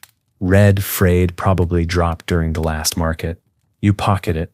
Mira might want it for mending, or the boy might tie it around Ember's neck and call him noble. Either way, it's better in your hand than on the wind. You've learned to pick things up without asking why. Out here, usefulness comes disguised as debris more often than not. Lunch is thin. Not bad, just honest. Rice porridge again, this time with slivers of taro so small they might have fallen in by accident. Mira adds salt. The boy adds vinegar. You add silence. Everyone eats like they're racing the cold. Ember doesn't beg today. He just lies under the bench and watches your feet like he knows the leftovers won't come. You save him the last spoonful anyway. It's not mercy, it's routine. After lunch, the sky darkens in that slow, creeping way that makes you feel like you've done something wrong. You chop wood in the yard, stacking it with care. Mira watches from the doorway, arms crossed. She doesn't offer to help. That's her way of saying you're doing it wrong, but not badly enough to be worth stopping. When you drop a piece on your toe and swear, she finally smirks. You pretend it doesn't hurt. It does. The boy makes a game out of catching falling leaves, says each one is a wish. You catch one too by accident. He tells you to make it count. You close your eyes and whisper something into the leaf, then toss it back into the wind. Mira asks what you wished for. You say, shoes that don't leak. She raises an eyebrow. Liar. You shrug. She's right. You wished for time. Or maybe peace. Or maybe just for the wind to leave you alone. That night, you find the red ribbon again. You almost forgot about it. You hand it to Mira without explanation. She ties it around the water jar, then sits beside the fire without a word. The boy asks if it's magic. Mira says, only if you leave it alone. That's how things become sacred here, by being small, quiet, and not looked at too closely. Dinner is leftovers stirred into something new. Mira calls it stew. The boy calls it the brown stuff. You call it enough. You eat slowly, letting the warmth stick to your ribs. Ember gets a scrap and pretends it's the best thing he's ever tasted. He's lying, but politely. The boy starts nodding off mid-chew. Mira lifts his bowl before he drops it. You take that as a sign the day is done. You lie down early. The wind's back, louder now, but somehow less personal, like it's angry at something else tonight. You close your eyes and let Mira's breathing mark the minutes. The boy mumbles something in his sleep about a red dragon and soup. Ember kicks once and sighs. You listen to the fire dying slowly and think, the roof held, no one bled, and tomorrow hasn't found us yet. You smile into the dark, and sleep finds you first. The fire's out when you wake, not low out. You can see your breath, rising in the pale light, curling upward like it's trying to flee. Mira's still bundled beneath the blanket, her back turned, shoulders hunched, like the night added weight while she slept. You rub your hands together until the blood returns, then shuffle over to the ashes with the kind of reverence usually reserved for the dead. You poke through them, whispering the same curse you always do when the last coal gives up on you. You light the new fire slowly, carefully. The tinder's damp. The kindling snaps reluctantly. The smoke curls sideways and makes your eyes water, and for a moment you think you smell your father's coat, dust, sweat, and pine resin. It's just memory, stirred up by the cold. You wipe your nose on your sleeve and say nothing. Ember pads over and rests his head on your foot, like a furnace with fur and bad breath. You let him stay. Warmth is warmth. By the time the pot boils, the boy's up, and scratching at the side of his head like it owes him something. Mira finally stirs and blinks in that way. She does when her dreams end in arguments. She doesn't speak. You hand her a cup of hot water and she drinks it like it might turn her back into someone less tired. The boy wants sweet rice. You tell him there's no such thing. He grins anyway. You envy that kind of optimism. You used to call it ignorance. Now you call it resilience you haven't earned yet. The wind's calmed, but it left a mess. You spend the morning picking bits of reed and straw out of the yard, rebuilding the stack that collapsed in the night. Mira repairs the water pail with a bit of wire and determination. The boy sweeps or tries to, while Ember supervises by rolling in the cleanest spot. None of you say it, but today feels different. Not good, just possible. Like maybe the world isn't actively trying to swallow you whole, just nibble at the edges. You walk to the upper field to help old Yoon with the irrigation ditch. He's already ankle deep in mud, cursing gently. You work side by side in the kind of silence that makes words feel like intruders. He finally says, "Used to think this ditch would outlive me." You nod. It still might. He chuckles without looking at you. Depends who patches it next. That's the most conversation you've had in days. It stays with you longer than it should. Lunch is mashed yam and pickled stem. Mira eats in tiny bites as if stretching it into a performance. The boy inhales his food and then embers despite Mira's scolding. You chew slowly, listening to the creak of the roof and the far-off echo of someone yelling about chickens. For once, it's not your problem. You sip broth from the edge of the bowl and wonder how something so plain can taste like relief.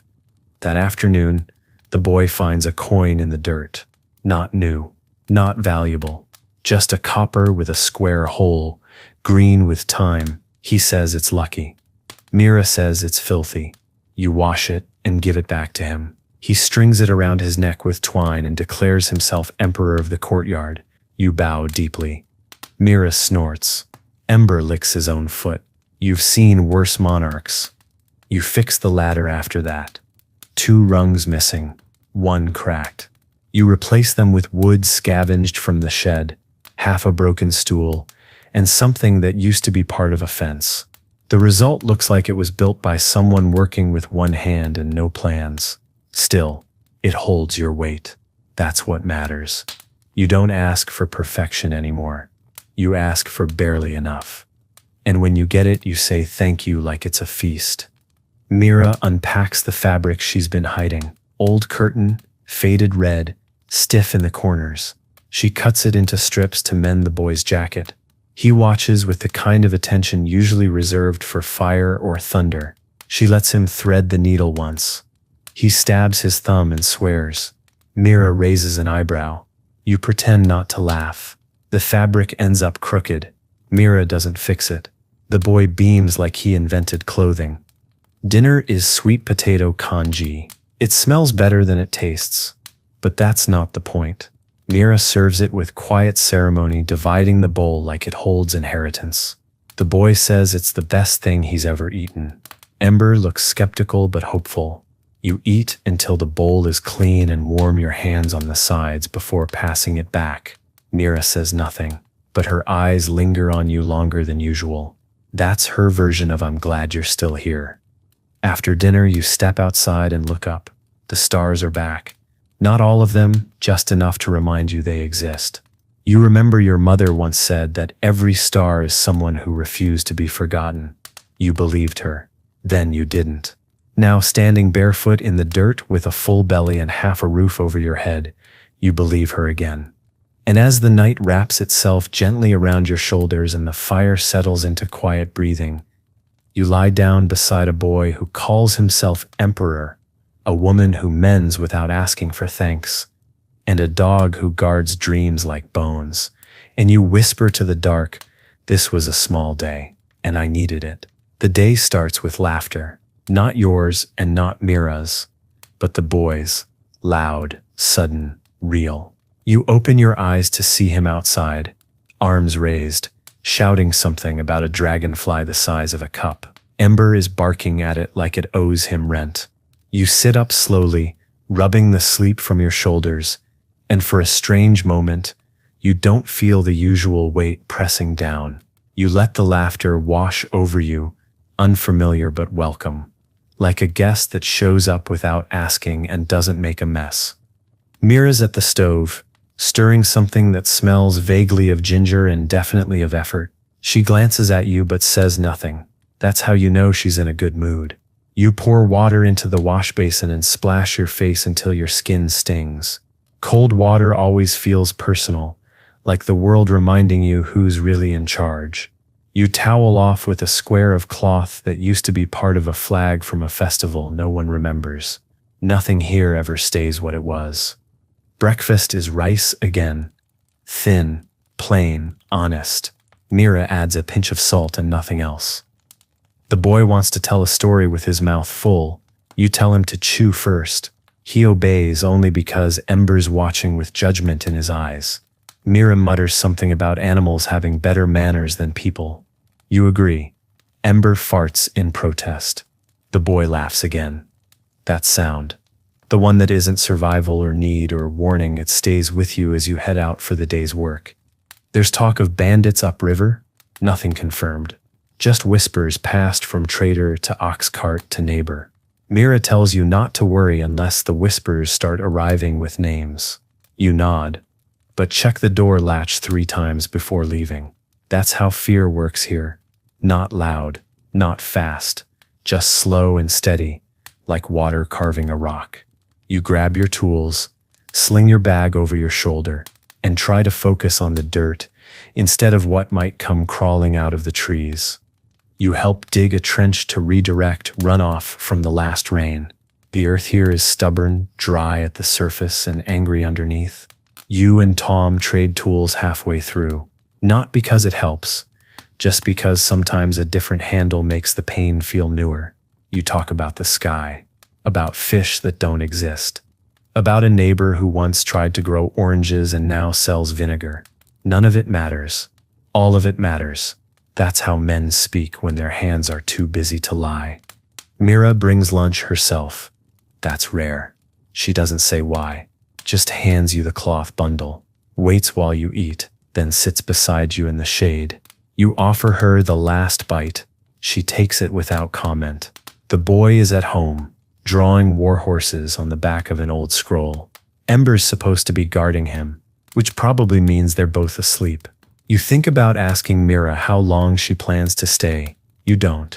She stays until you stop needing her there. Then she leaves. In the afternoon, you gather reeds by the river. They'll dry in a day or two, be turned into mats, baskets, maybe a roof patch. You watch a bird land on the water like it owns the whole valley. You wonder what it would feel like to leave, not run, just go. Mira once said leaving only works if there's something waiting on the other side. You're not sure that's true, but you're also not sure you'd survive finding out. On the way home, you find a stone shaped like a crescent moon. You almost leave it, then pocket it without knowing why. When you show it to the boy, he declares it lucky and puts it on the windowsill, so the ghosts don't get bored. Mira makes a sound like she disagrees but doesn't move it. That's how you know she's already decided it belongs there. You forget about it almost immediately, but later that night you catch her glancing at it just once when she thinks no one's watching. Dinner is a surprise. Tofu with garlic. Just enough to make your mouth believe something good happened. The boy says it tastes like money. Mira says that's the garlic lying to his tongue. You don't say anything. You just eat, and let the warmth hit the hollow behind your ribs where anxiety usually sleeps. Ember gets a chunk and immediately buries it under his mat like he's saving it for worse times. You don't blame him. The wind picks up again. Not hard, just sharp. Mira closes the window early. The boy asks if tonight will be cold. You say no. Mira says probably. You both know better, but lies told for comfort are a kind of love out here. She adds another layer to the mat, and the boy curls up like he trusts you both with his whole spine. Ember curls tighter, twitching like he's chasing rabbits through a dream that ends in warmth. You sharpen your blade again, not out of need, just to hear the scrape of metal on stone. Mira stitches a hole in the side of your coat. you didn't know was there. You don't thank her. She doesn't expect it. The fire snaps once, then settles. The night comes in around the edges, slow and careful. You lie down with your hand across your chest, like a promise. And as the world narrows to this small room, this thin roof, this patchwork life, you think today had laughter, food, and nothing terrible. You exhale into the dark and whisper, please let tomorrow be just as small. And for the first time in weeks, you believe it might be.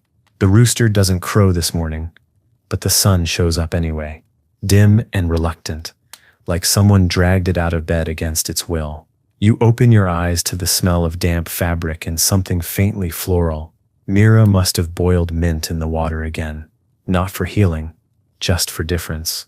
Sometimes even a hint of something not gray is enough to make you sit up straighter. You pull on your coat. Ember lifts his head, sniffs once, and promptly decides the morning isn't worth standing for. The boy is awake before you. He's sweeping the floor with too much enthusiasm and not enough technique. Dust swirls more than it leaves. Mira watches from the corner, pretending to mend a sleeve while quietly judging every sweep. You step outside, rubbing sleep from your eyes, and notice someone's hung paper charms near the path. Red and gold, fluttering in the breeze. Probably a leftover from the last market or an early offering to something superstitious. You don't touch them. Some things aren't yours to dismiss. Breakfast is better than it has any right to be. Steamed yam and flatbread, just crisp enough to pretend it was made with intention. Mira plates it like it's a banquet, setting 3 bowls down with the same care she gives to mending your coat. You eat in silence, broken only by the boy's slurping and Ember's occasional sigh of moral superiority. Mira finally speaks. We'll clean the ditch today. You groan. The ditch is long. She shrugs. So is life. You spend the next hour knee-deep in sludge, scooping debris that somehow smells older than the village itself. The boy tries to help and nearly drops a frog down his shirt. Ember barks once, then walks away like he wants no part in this foolishness. Mira works steadily, sleeves rolled, jaw set. You pause once, look at her stained hands, and wonder if she was ever young in a way that didn't require grit. You don't ask. She wouldn't answer. Old Yoon passes by with his mule, offers you a nod and a warning about foxes near the western trees. One of them's clever, he says. Knows how to open gates. You nod like this matters to you, even though you have nothing worth stealing and no gate to speak of. Still, later, you find yourself placing a rock in front of the shed door, just in case the clever ones are listening. Lunch is sour cabbage and millet cakes. Dry, crumbly, filling in the way sadness sometimes is. The boy complains and Mira glares him into silence. You add a splash of vinegar to yours, pretend it's soup. Ember doesn't get anything this time, and protests by laying down dramatically beside the pot. Mira ignores him. You don't. You pass him a crust when she's not looking. He eats it like betrayal tastes amazing. The afternoon is for mending the net. One Mira traded for a basket of eggs and half a song. It's fraying at the edges, full of holes big enough to let your hope swim through. You sit on a stool and thread each knot slowly, squinting as the sun lowers just enough to get in your eyes. The boy hums while sorting stones, pretending they're soldiers. Mira occasionally looks over your shoulder and clicks her tongue. It means not bad, but don't think I'm impressed. Later, the priest passes by, offering blessings in exchange for nothing at all. He's barefoot and smiling, hands tucked into his sleeves like secrets. Mira gives him water. The boy gives him a drawing of the moon. You give him silence. He seems satisfied.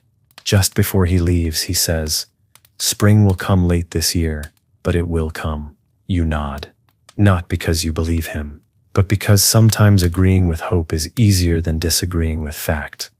Dinner is simple again, vegetable broth and rice with sesame Mira ground by hand in the morning. She says nothing about the effort. You say nothing about the taste. But when the boy says, "This is the best day," you and Mira both look up, startled. He's not wrong. Nothing bad happened. The roof held. The food stretched. The ditch got cleared. Sometimes survival looks like nothing breaking. Sometimes that's more than enough. After dark, the wind picks up again, but it's gentler now, like it's tired too. You and Mira sit by the fire while the boy draws foxes on the back of an old prayer slip. Ember sleeps belly up, completely unbothered. You sharpen a fishhook you haven't used in weeks. Mira braids a bit of cord, not for anything, just to keep her hands from remembering all the work they've done. And when the fire dims to an orange pulse and the house creaks like it's exhaling for the first time today, you lie back with your arms crossed, eyes half shut, and think the world was quiet today, and I didn't waste it. And in this life, this cold, aching, muddy, breath-held kind of life, that quiet is gold. You wake to the smell of something roasting, not meat, nothing that decadent, just grain toasted over a low flame, mixed with dried greens and salt. Mira's experimenting again. You stay still a moment longer, listening. No wind, no rain, no coughing. Ember is curled up at the door like a guard who actually takes his job seriously. The boy is humming a melody you're pretty sure is just the wind from 3 days ago turned into a song. You smile without meaning to. Then you sit up, bones popping like firewood, and start the day. Mira hands you a bowl before you even ask. The food is warm, chewy, surprisingly good. She doesn't explain it. You don't ask. The boy takes his portion outside and shares half with Ember, who doesn't question generosity. You take a sip of hot water, let it burn the back of your throat, and feel for one brief moment something close to ready. Ready for what? You're not sure.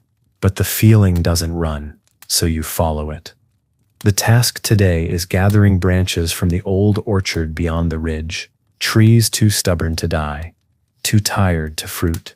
Their wood burns clean if you cut it right. You and Tom go together, each carrying a sack, a blade, and half a plan. The path is dry today.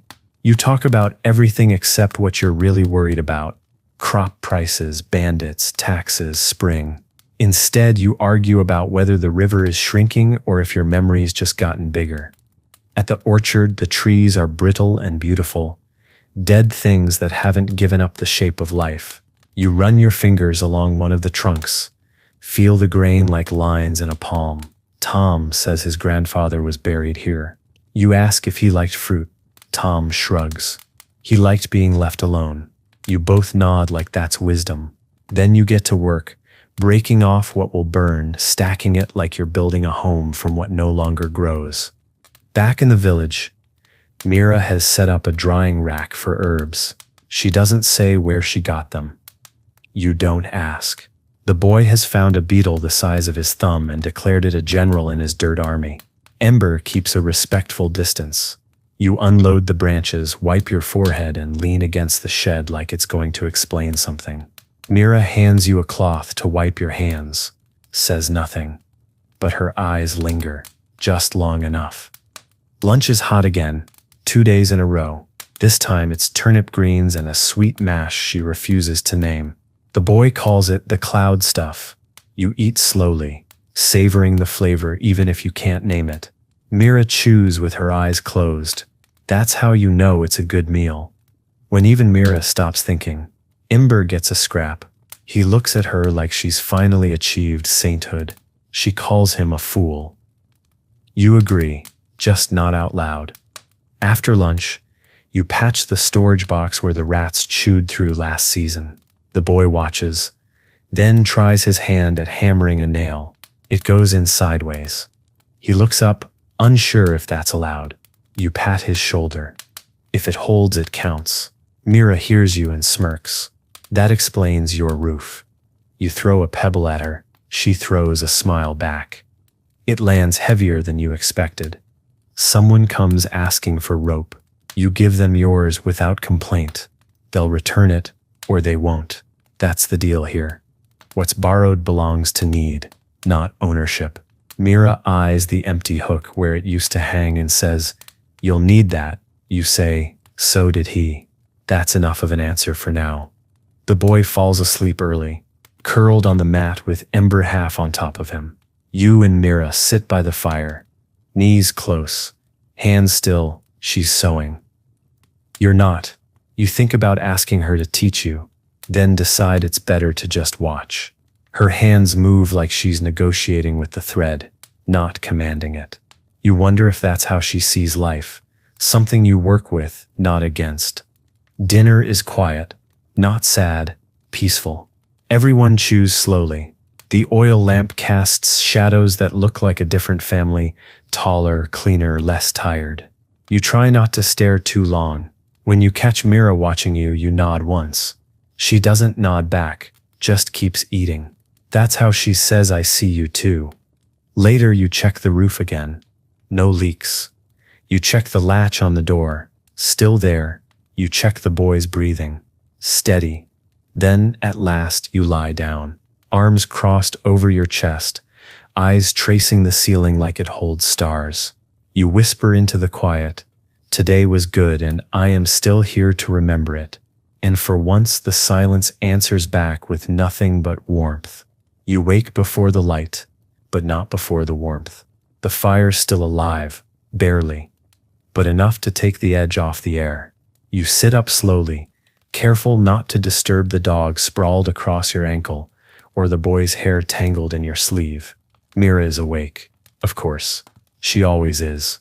She's stirring something over the coals, wearing that look she gets when her thoughts are louder than the room. You nod once. She doesn't notice. That's fine. Not every greeting needs to land to be real. The boy mutters in his sleep. Something about ladders and fish. You smile just a little and untangle yourself without waking him. Ember opens one eye and gives a soft grunt, like he's taking attendance. You toss a small log onto the fire, not because it's needed, but because it feels like something hopeful to do. Mira looks over and finally says, "I'm using the last of the bean paste." You say, "That's brave."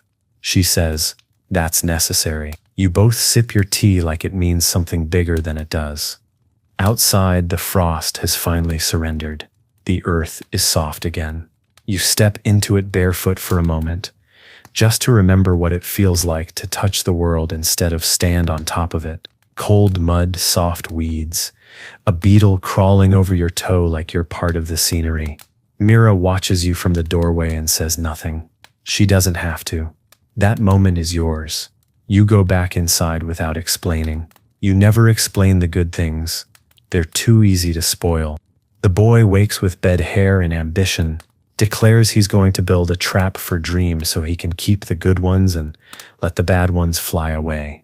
Mira hands him a spoon and tells him to finish breakfast first. He eats like it's a job. Ember stares at him like he's royalty. You sip broth and think, let him build it. Let him trap all the things I couldn't. Mira adds a pinch of salt to your bowl. That's how she says, "Me too." After breakfast, the neighbors stop by one.